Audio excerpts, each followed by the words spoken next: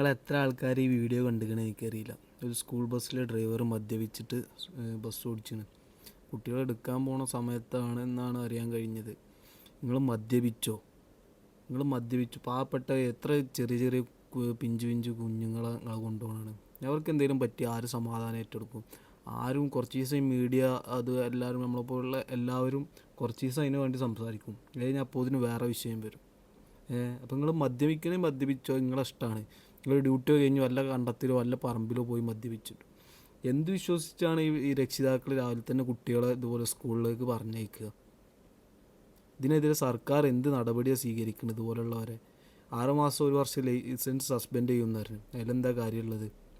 ഇതിനൊക്കെ കഠിനമായ ശിക്ഷകൾ തന്നെ വേണം, എന്നാലേ നമ്മൾ പഠിക്കുള്ളൂ.